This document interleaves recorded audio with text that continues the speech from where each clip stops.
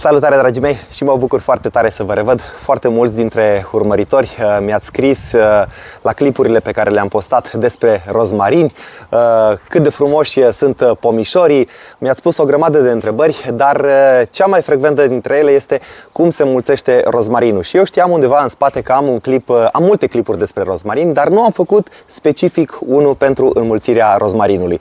Și despre asta vom vorbi astăzi și vreau să vă spun că rozmarinul este a doua mea plantă preferată după lavandă, din cauza că pe ea am crescut-o și am înmulțit-o cel mai frecvent și vă pot spune că atât de ușor se înmulțește rozmarinul.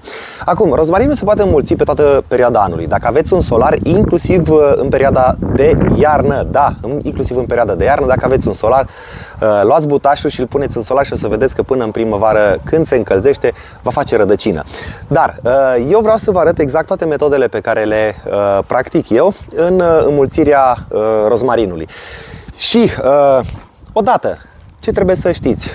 Eu fac înmulțirea rozmarinului primăvara de vreme și după aia primăvara târziu. În momentul în care iau un butaș de la un rozmarin pentru perioada de primăvară de vreme, și când mă refer la aceasta este undeva prin luna martie sau chiar la început de luna martie, ce mă interesează este să caut un butaș și o să vi-l iau acum să vi-l arăt, care neapărat, uitați-l aici, neapărat, vin mai aproape, să aibă această bucățică de lemn. Neapărat. Și eu, de exemplu, în primăvara de vreme, inclusiv butașii aceștia lungi pot să-i pun la înmulțit din cauza că se vor prinde. Și ia uitați aici, aceștia sunt plantați în primăvară.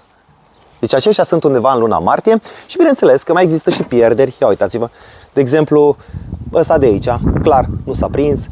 La fel și, cred că ăsta nu s-a prins, dar ia uitați-vă la acesta. Ia uitați-vă ce rădăcini are.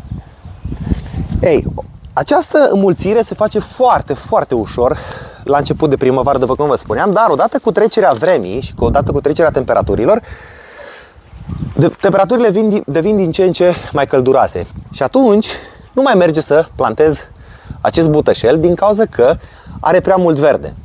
Și atunci ce voi face? Voi lua butași mai mici sau acest butaș îl voi tăia și voi păstra atâta. Și ce voi face în momentul acela este că nu-i mai pun așa direct afară, ci îi voi pune într-o mini-seră ca aceasta. Avantajul este că păstrează umezeala înăuntru și, haideți să vi arăt, aceștia i-am plantat mai târziu decât aceia, evident. O să iau de aici. Ei au fost mai mici și bineînțeles că au început să crească. Bineînțeles că și aici am pierderi. Ia uitați-vă, cred că ăsta nici nu s-a prins sau nu s-a prins nici acesta. Dar majoritatea din aceștia s-au prins.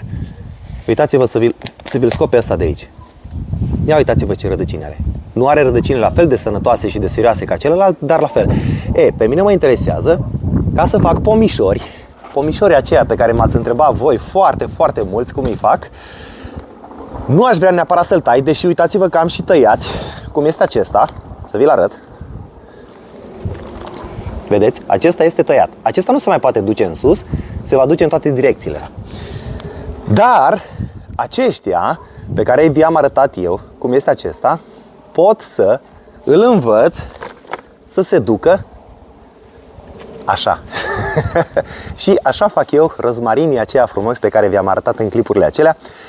Mă duc pe o singură direcție în sus, un singur lider și tot curăț, exact ca și la acesta, până sus, până în momentul în care mă hotărăsc eu unde vreau să-l stabilesc și apoi îl tai și el se va ramifica din acea locație și va face acel stuf,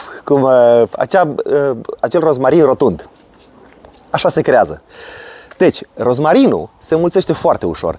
Eu, în general, ca și substrat, știți foarte bine, folosesc undeva la 2 părți turbă și o parte perlit. În momentul în care le unesc, în momentul în care le înmulțesc primăvara de vreme, nu le acopăr cu absolut nimic. Le iau pur și simplu și le las în solar așa. Le las acolo în pace, iar odată cu trecerea timpului și cu încălzirea, din cauza că temperaturile sunt tot mai mari și planta ar putea suferi din cauza că se deshidratează, îl acopăr cu acest lucru, cu această cupolă și este ca un mini solar înăuntru, ca o mini seră, unde umezeala se păstrează aici. Și nu trebuie să o ud foarte des, o ud foarte rar, odată la o săptămână. În momentul în care eu văd deja primele mișcări înăuntru, atunci deschid aceste clapete de aici, și las pur și simplu aerul să intre înăuntru. Și probabil undeva la o lună de zile, deja le scot afară și încep să le ud.